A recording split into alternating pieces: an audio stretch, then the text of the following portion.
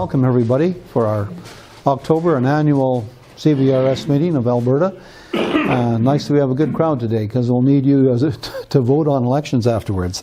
But we always make this event special in that we have a presentation on and an excellent seminar today that Gary Albach is going to give us. This will be his last meeting with us, unfortunately. He'll be moving away. But he has a very excellent presentation on the Zenith Trans Oceanic that he's been working on for some time, and we're seeing the final stages of that restoration take place today, so he's going to bring us up to date. And just to mention also, it's featured under the Newbie Chronicles, and the new CVRS National Bulletin came out today. So when you get home, you'll be able to download it if you haven't already, and you'll see some very good information on that presentation in here as well. So to get the meeting started, let's invite Gary to the front here, and we'll have his presentation. It's called the Newbie Chronicles. Is it The Trouble with Portables? There it is. Well, thanks, Murray. Yeah, I didn't know when this article was going to come out. It's the third in the installment. You may have read two of the previous ones. I'm the newbie in that, and it's you'll see these evolve because a lot of them are my experiences here with you guys, and some of you have met my wife Anne, who is a wonderful lady. But she still hasn't bought into this hobby in quite the right way yet. So you'll see this evolve over every issue of this, or whenever I have time to write one, you'll see the evolution. And I'll tell you a little bit about that later. We're moving to Victoria, so this is my last meeting. We're moving in a week. So we're in the middle of cardboard boxes right now. But Murray had asked me to show you this because I've had a lot of fun with this, and a lot of you guys have given me a lot of help with this project. This has been my transoceanic learning experience with portables. Well, most of you know I hadn't started out to collect portable radios. In fact, my first love is early communication sets and communications from right back to the 1900s. And particularly the 1920s, that period when commercial radio evolved the quickest. So that's really where I came back into this hobby. But I really hadn't planned to collect portables. They just seemed to multiply on me, and this is what happened. Yeah, I ended up with more and more portables. As I got the first one, an old Transoceanic Y600 in a cowboy bar with guys I used to work with at ARC. They have a beer once a week, and every once in a while I join them, and one of the guys had one, and this is what happened. So there's good news and bad news to this story, and the good news is, of course, that old portables are quite cheap. But the bad news of that is that nobody wants them. That's why they're cheap. But the good news is nobody wants old portable radios. But the bad news is they're not cool, they're not nostalgic, they don't have that nice warm console look you see there on the side. They're often in really poor shape because people have beaten them around on the beaches and the corners and everything is all bashed up. And they're a pain to restore because they're so small and compact, you can't get inside them. But the good news is, of course, that some portables are cool and nostalgic, but they're still a pain to restore. So that's what I want to share with you, is my trials and tribulations on restoring these portables. I did 5 of them last winter. I did 4 Zeniths. The first one, the 6G001, was Bill's. And then Bill and I together did one G500, and then 2 of the 600 series, a Y and a T. Bill's got the T, I've got the Y, and we both have a G. So, and then I did the Helicrafters, one of the TO clones. The Helicrafters made a TW series. They made a 2000, a 1000, and a 600. I've got the 2000, thanks again to Bill. It was had seen better days, but it was a lot of fun to restore. And now, thanks to Rick, I have two. These are getting consecutively worse. So thanks. I have two RCA Stratoworlds, which again was the other clones for the TOs. So I cut my teeth on the TOs, and I got the Helicrafters, and you know, if I find a place in Victoria, I'll get started on the RCAs. And then, in addition to that, of course, they needed batteries. So I built 5 batteries, the RCA 90-volt, 9-volt batteries, and I'll give you a quick show of how I built those. So now, back to the future. 300 years before the Starship Enterprise sailed, Zenith was formed in 1923. Now, many of you know this story. I'm not going to go over it again. But Zenith in 1923 was formed by Eugene McDonald. It was actually formed in 1919 in Chicago, where he teamed up with a radio designer. But they formed Zenith in 1923, and he was the president all through till 1958. Was a commander, because he'd been a commander in the First World War. But in 1924, Zenith introduced the very first commercial portable radio. And I show you this because we're talking about portables here. And this was called the Companion.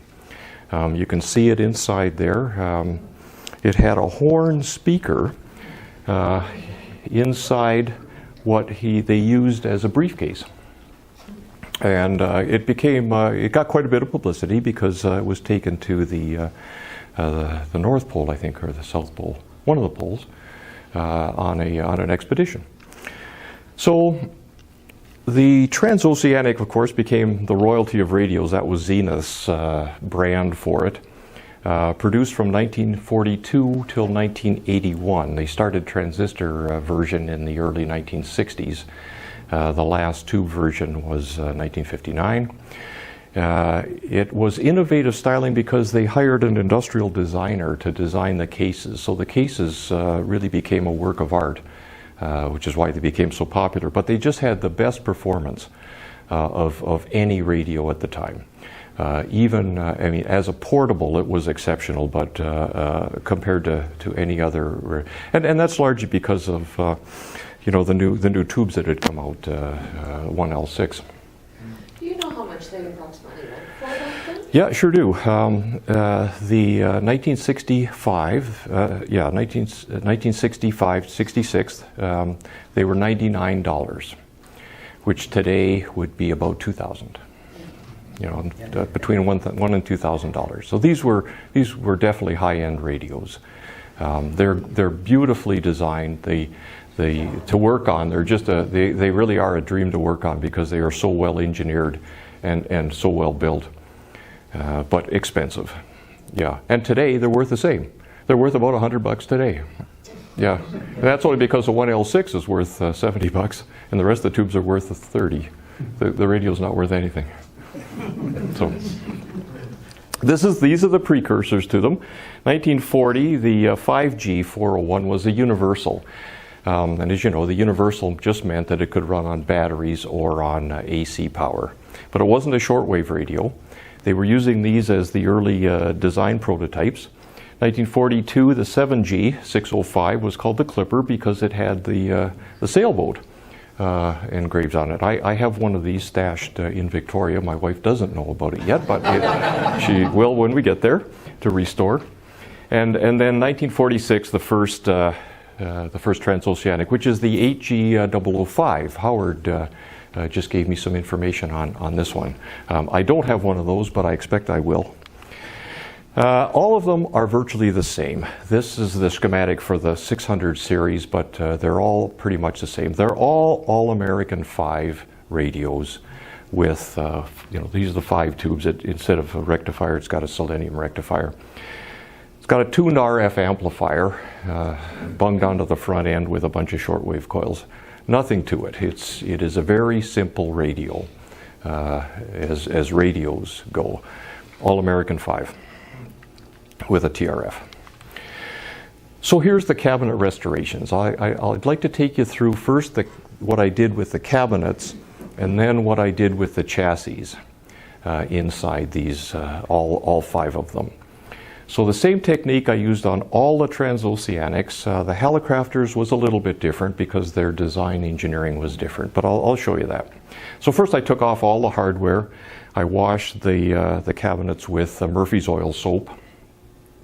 And then I repaired the corners on the leatherette. They call this stuff stag. I have no idea why.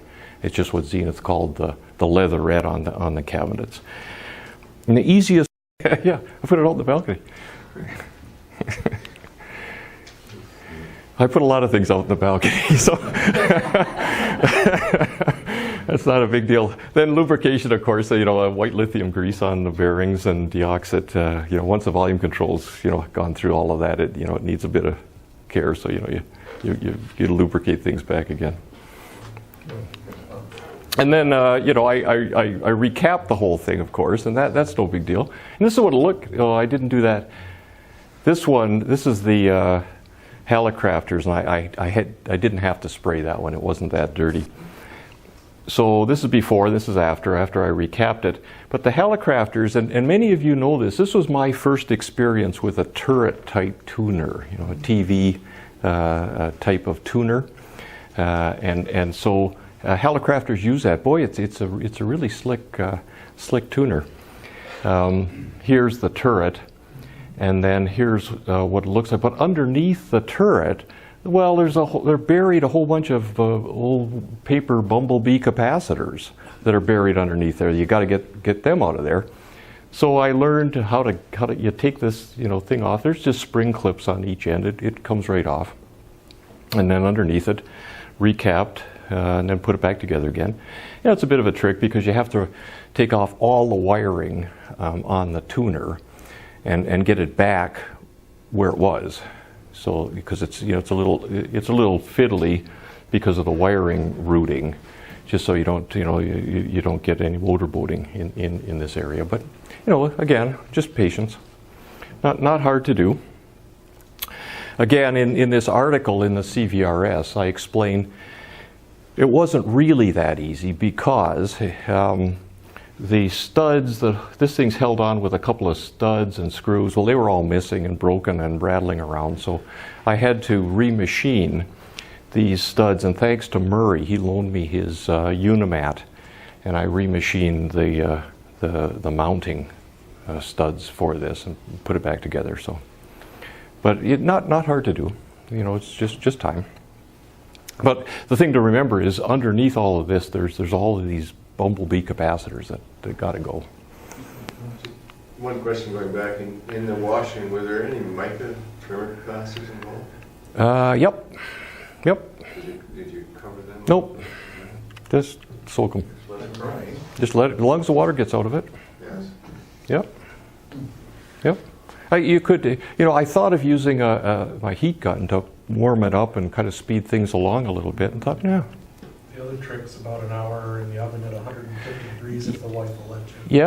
Yeah, that's, or, if you got the time, though, just, stick it out in the sunshine. The sun is the best. Yeah. So, next is the selenium rectifier, of course. They have to go. That's the first thing. Get rid of those things. Why? Well, because over time, the reverse peak inverse voltage goes down, and they'll punch through, and they do self-heal, but you know what they smell like when they go bad. It's hydrogen sulfide. Smells like rotten eggs. Terrible. So it's better just to replace them. Now the normal way of replacing them, of course, is to take them out and put a tie strip in with a diode and a resistor, because the forward voltage drop on these is 1.5 volts per plate, per junction. So if you've got 5 junctions, that's 7.5 volts drop across the selenium rectifier. Yeah. Yeah, I'll ask you if you ever had an experience like this. I bought an old TV off Richard Chillips, sat in my workshop for a couple of months, and I plugged it in with my Variac one day. Nothing happened. So I unplugged the cord and I touched the back of the TV, like the receptacle where the cord plugs in, and I got a shock. And I phoned Gordon Will, says, "What's going on here? That's never happened to me before." He said, "Well, it's got a selenium rectifier that it's shorted or something." And I was just wondering if anything, like, did you ever get a shock from it? I never have, because I've never actually turned one of these on with the rectifier before I've replaced it. And just, I mean, it's so easy to replace it, and the damage is so bad if you don't. Why not? Yeah. Is there any aesthetic value to leaving it in, not connected, There you for go. the beauty of the item? I didn't plant this question, but thank you. Yes, of We course. work as a team. Of course there is. I hope the check's in the mail. Of course there is. In my previous article in the Newbie Chronicles, I came to that same conclusion. Because all of these, I ripped them out and did it the conventional way. Put in a tie strip, put in a 1N4007 diode, and just coming back to where I was, the modern silicon diodes only have a 0.7 volt forward voltage drop, where these have 7.5 volts. So you gotta drop that extra voltage somewhere. So you put a your resistor in series with the diode. Okay, no big deal. I didn't like the way it looked, because it didn't look authentic anymore. So I dug these back out of the garbage and put them back in. And I'll show you then. It looked a little too spanky to me. That's Exactly. Well, it's not connected. And this is how I kept it in place for the authenticity of the restorations. Because my theory is it should look original at first glance anyway, even if it's not. And this is more for safety than for anything, but it still should look right. So what I did was there's a 130 ohm sand resistor. I kept that because it's effectively the fuse in that circuit. They use these sand resistors as fuses. And it was fine, so I kept that. And you can see I added the 1N4007, that's the 1000 volt 600 PIV diode. And they're 2 cents more than the cheaper ones, so why not use those? We got hundreds of them. Exactly, 4005's got hundreds of them. Right, I mean they're 10 cents a piece or so, nothing. So what I did, I added a 39 ohm 5 watt resistor. And you have to do this by trial and error, monitoring the voltage across the 1L6 filaments, 1.4 volt filament. So you just use a voltmeter and you keep trying resistors till you get it right. That resistor is here up against the chassis for heat sinking it. And so here's one side of the resistor. It comes down here, comes across here. Here's the diode, and here's a close-up of the diode. The diode is actually vertical in this picture. You didn't hide it in the plastic shrink. Well, no, I did on one of them. Well, it looked like a lumpy in This there. lump is just, though that's the solder joint. Between here's the diode's wire and here's the wire from the resistor. Probably bigger than the diode. Probably, it probably is. Okay, and if you look down, here's the diode, and I just used here's the 2 terminals on the rectifier. So this terminal is disconnected, and this one's just used as a terminal strip. So the original resistor comes to here. Here's the diode, and then here's the wire that comes across to the series resistor. So in light of what Alan just described, it might be wise to isolate that pack from the chassis. Which one? The slinging rectifier itself. Well, it's isolated from the chassis. Yeah, there are. You see, there's an insulator here, and then there's an insulator here from the manufacturer. So you have to make sure that they're in good shape. Yeah. So Alan, probably what happened is that one of these has shorted through, and this bolt When is. they get hot, those insulators will go to carbon. Yeah, I had to replace one of these, probably this You one. didn't mention, but I'm assuming that's when it's running on AC. That's right. Yes, this is only for AC. In DC mode, It's only for the filament, this particular thing. no, this is for B+. Oh, Because it's all the same. There's only one rectifier. they're always, All the tubes are in series, and then there's this big resistor that so looks what's after the plate voltage in the thing, 45? 90. Oh, 90. Yeah, which is why we're going to have to build a 90-volt battery in a minute.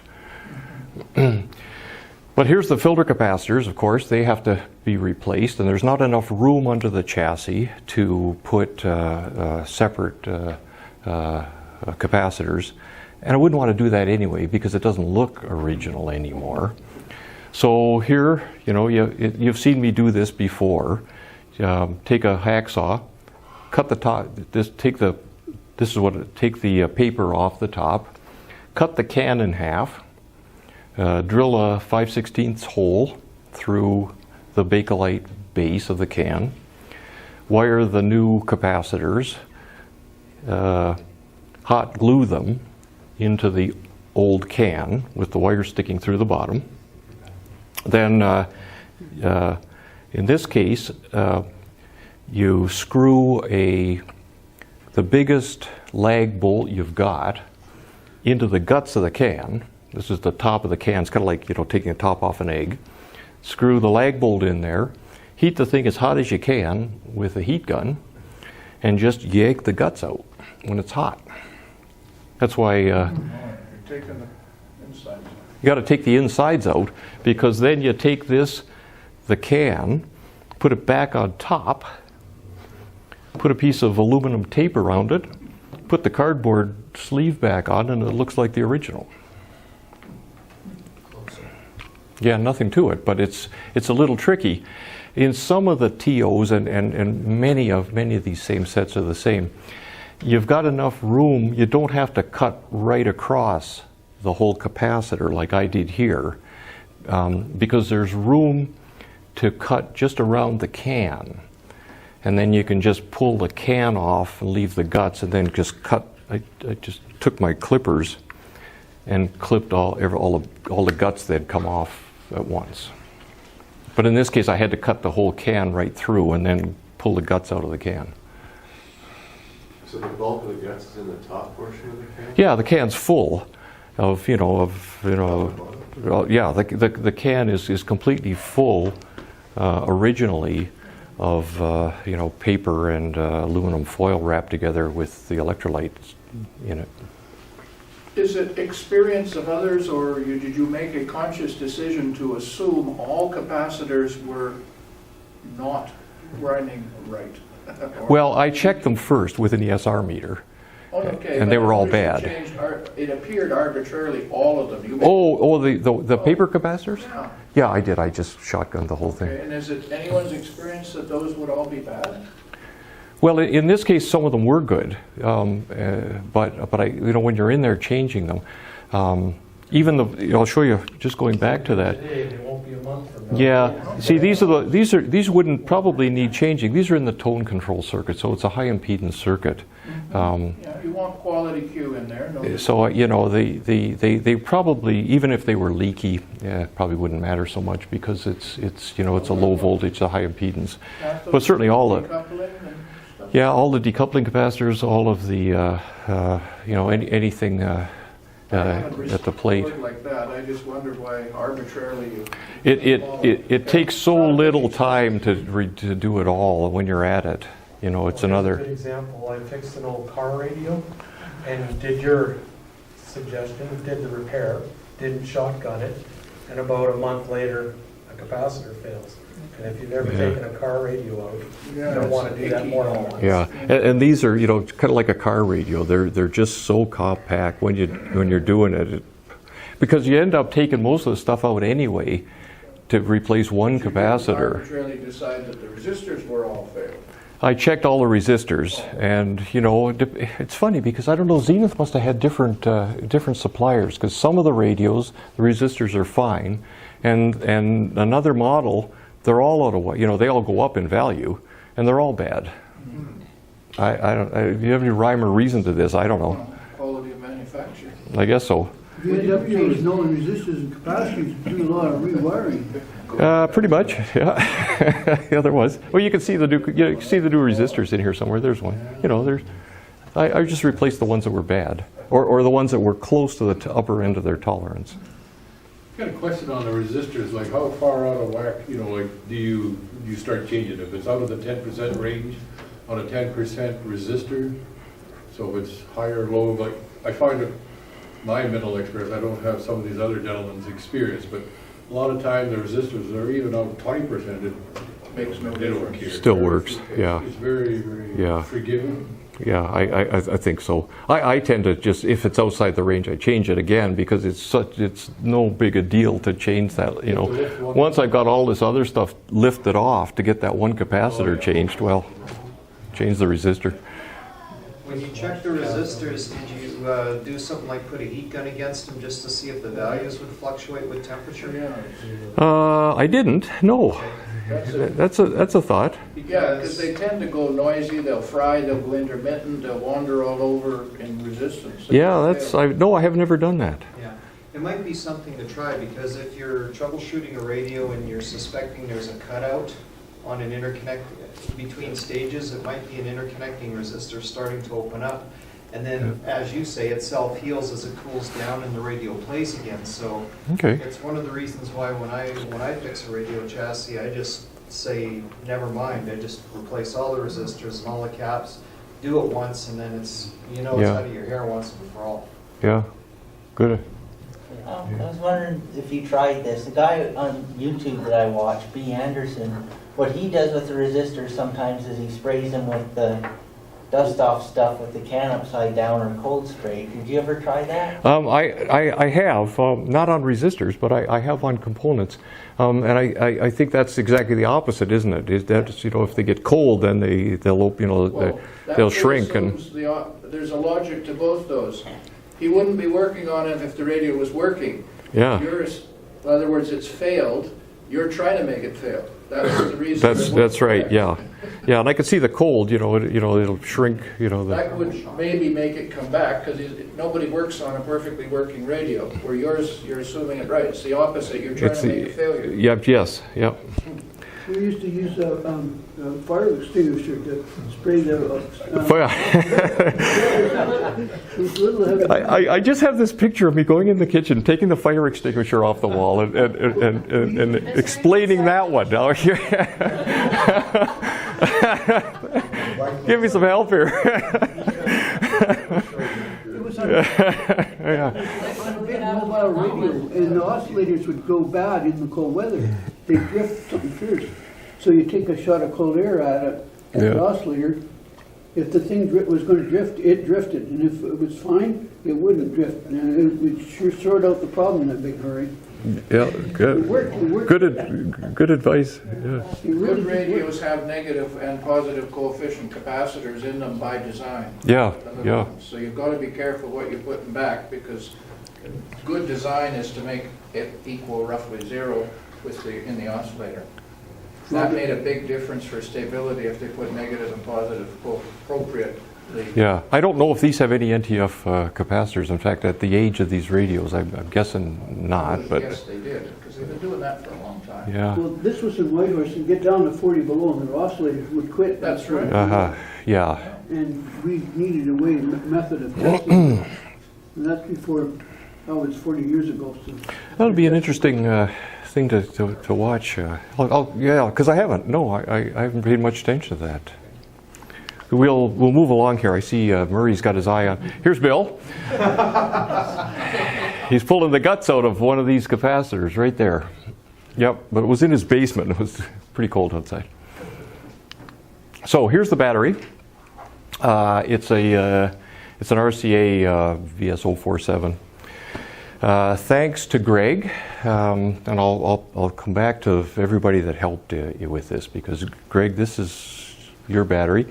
I photocopied an original, scanned it on all 6 sides, then photoshopped it to clean it up. Put it onto 2 pieces of paper.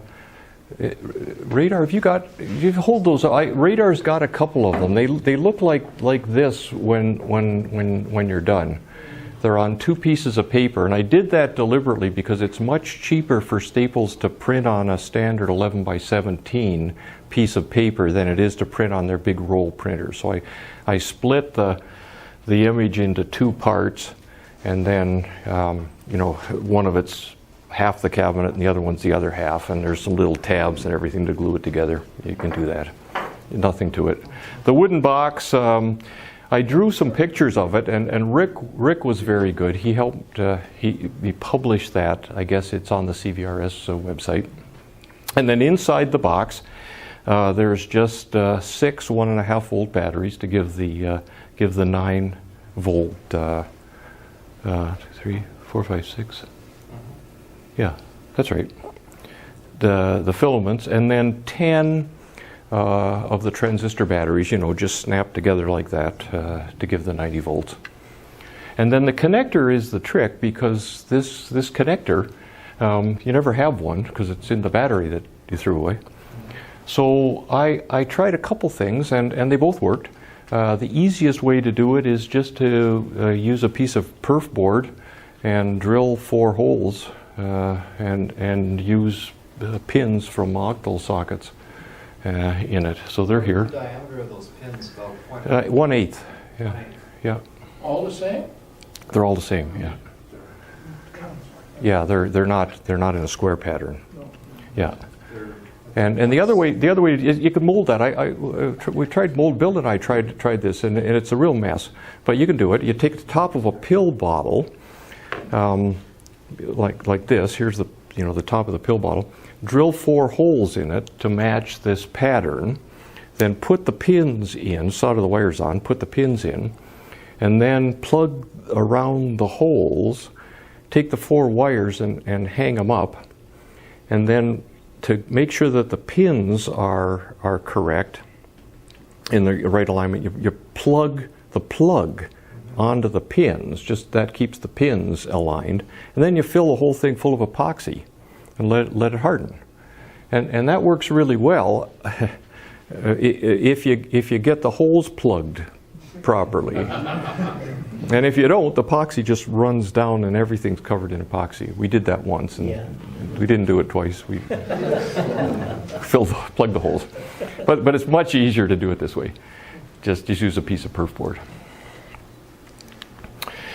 And so here are these are the references that I used for the Transoceanics. There's a lot of information on the web about restoring Transoceanics, but these are by far the best. These 2, and then here's the where I found out about spraying the chassis with the Super Clean. And so the battery was a lot of fun, and so the special thanks first to Radar, because this was your idea, because you'd done it already with a different kind of battery with the paper. Greg, thanks for the battery. That was, without that, I couldn't have. I didn't have a model to work with. And Bill, well, thanks. I mean, Bill has the garage where this all happened. And Rick was able to publish this for me on the CVR website. So if you go on the CVR site, the plans are there, everything's there. So thank you all. You've been most welcoming to me. I have learned an incredible amount from you.